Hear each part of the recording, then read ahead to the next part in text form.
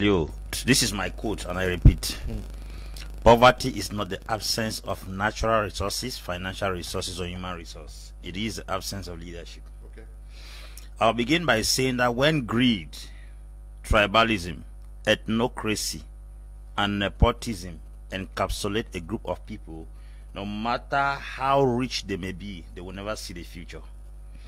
Africans that have had the heart to push the continent Africa to another dimension have been destroyed by Africans.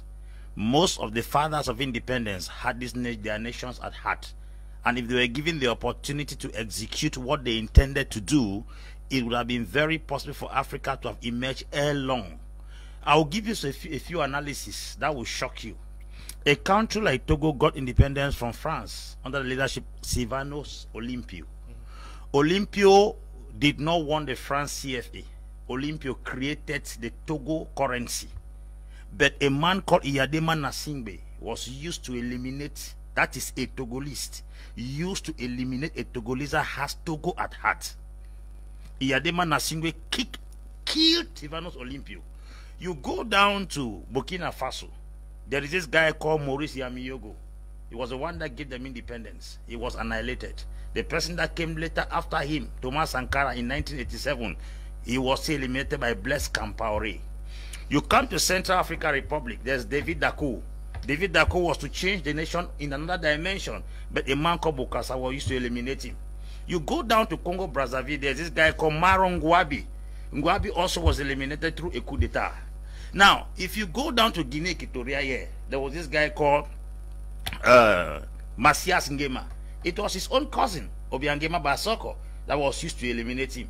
You go down to Ghana, Osagie from Kwame Nkrumah had a good intention for the nation. It was Kotoko, his own clear neighbor, that eliminated him. You go to Nigeria, the guys of Nnamdi Azikiwe, they were eliminated by people close to them. Now, if you put it in a nutshell, you go to Mozambique, Samora Moise Machel, it was his close partner that eliminated him.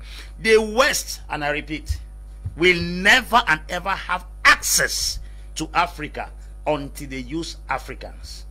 That's why I say what is eating the bean seed is within the bean seed.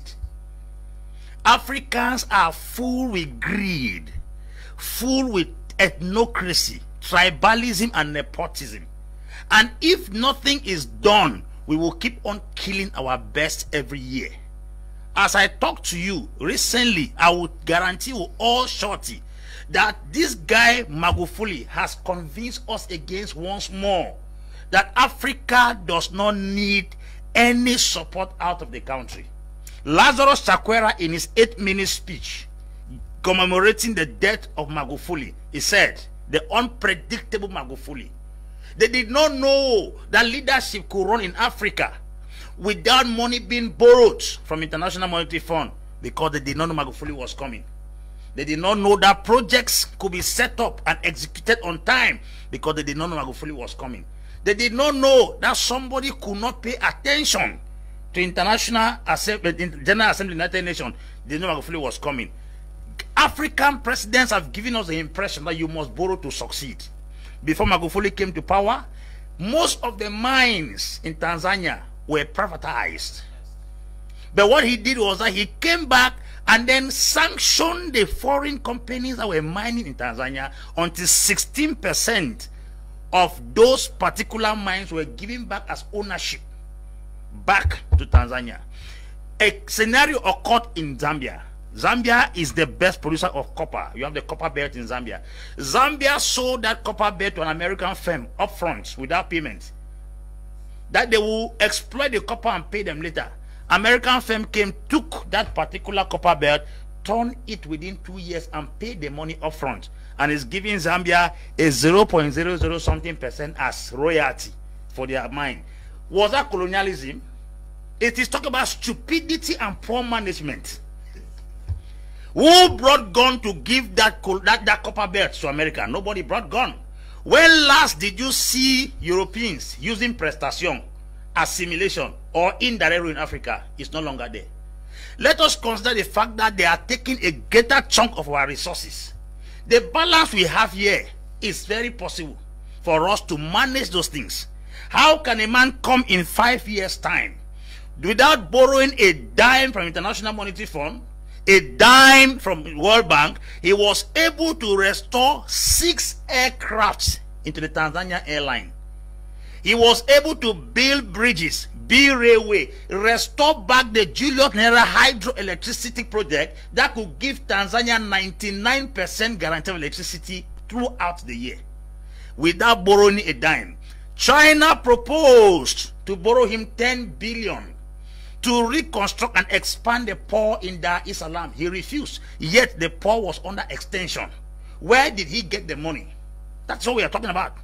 A man that came and gave free education to all government schools in Tanzania. Mr. Leo, 20,000 ghost workers were discovered. That's where our money is going to. That's not colonialism. He also arrested 14,000 unqualified workers in the government. Those 34,000 persons who were earning salary they did not merit is what was melting down the economy. It was not the colonial master. I think if we go down to most African countries, there are people who are earning salaries that do not exist in the government. Where is colonialism in all these things I have outlined? A man who said that education is free for girls, but the moment you become pregnant, your family will start paying fees. A nice way of fighting moral decadence. Who are we going to blame? Where did he get the money? He came and saw the hospital. President now goes down to the hospital. Beds were scattered, rotting. Patients were sleeping on the floor. He fired the entire medical staff and gave them 1 month to repair all the beds in Tanzania. And suddenly from nowhere, the beds were repaired in the space of 2 months.